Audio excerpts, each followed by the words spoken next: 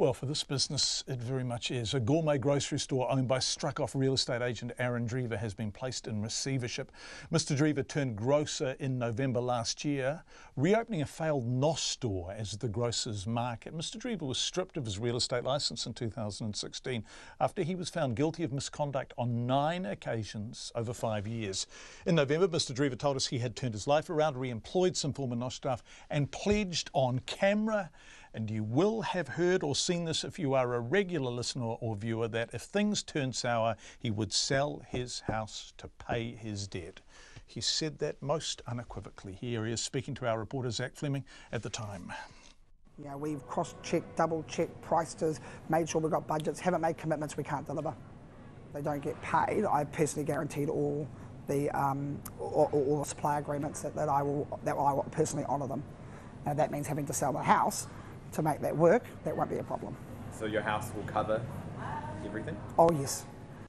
So absolutely no beating about the bush there. Aaron Drever talking to Zach Fleming. 3 months on, that promise is looking unlikely. Liquidator Damien Grant told me he appointed the receiver this afternoon with the business owing hundreds of thousands of dollars.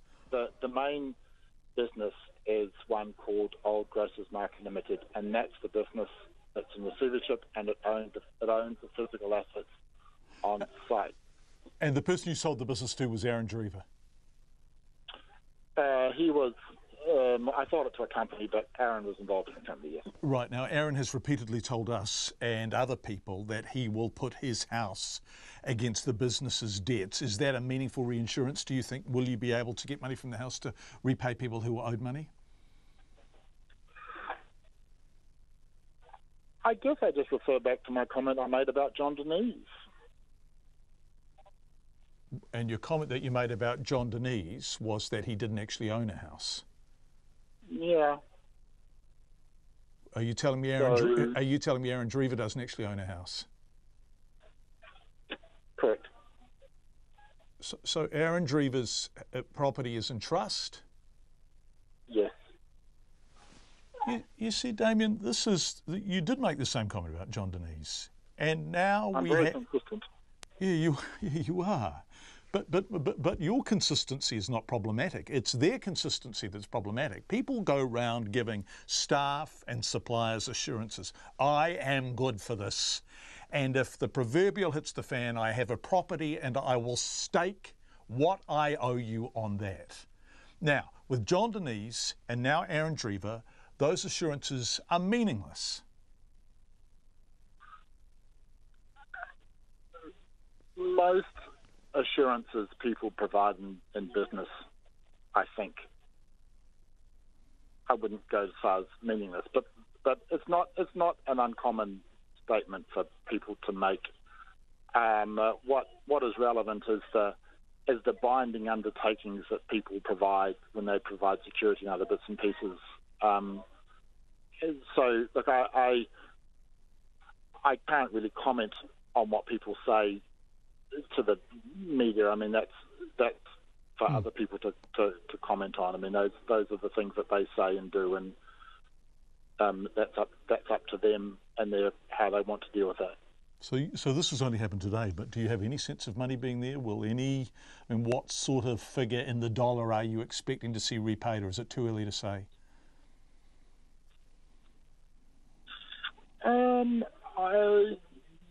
The unsecured creditors are unlikely to be paid.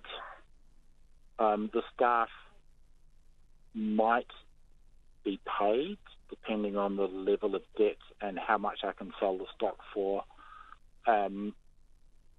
My client who financed the business will probably suffer a shortfall. Where is the good faith here? And also, where are the consequences? So the buck doesn't stop anywhere because the assets are in trust. People, many of whom were earning not much less than the minimum wage, believed in Nosh, they believed in Aaron Drever, suppliers believed in Nosh, suppliers believed in Aaron Drever, and poof, they're gone.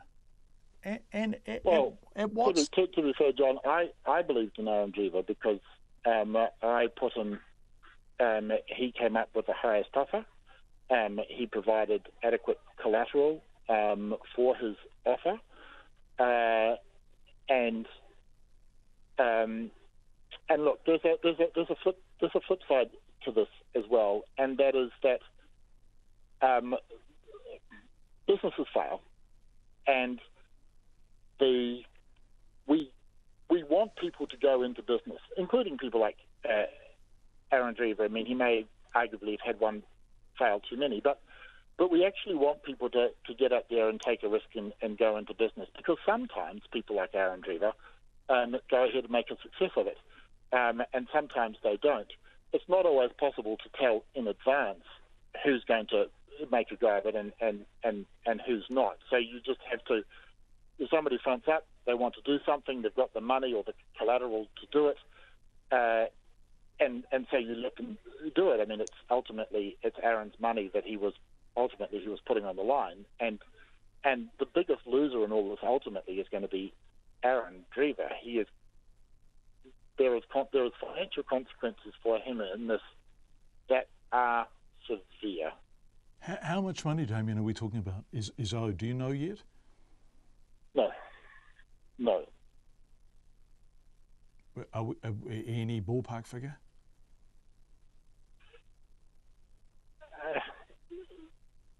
It's not seven figures. So it's in the scale of the insolvency that we come across, it will be a small to medium one. It's not seven figures.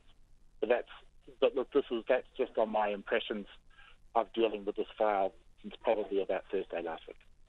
Liquidator Damien Grant talking to us earlier this afternoon. Grant White is one of dozens of suppliers and employees Checkpoint has spoken to over the past few weeks who say they're owed money by Aaron Drever. Mr White, the owner of Uniform supply store Logotech in Tauranga, is owed more than $3,000. He told Zach Fleming News that the receivership did not come as a surprise. I guess I'm more annoyed in principle, if you like. You know, I often go after people when they only owe us a few hundred, because I simply think people shouldn't get away with it. And that's what I think this time. You know, it's almost the money's almost immaterial. So yeah, I mean, he's not a very nice person. I think that sometimes people do get into trouble. You know, people make mistakes. Pretty clearly, he should never have started this business. He doesn't have the capability, to manage probably any business, as far as I can see, but certainly one like this. And that happens. But be honest. Get help early.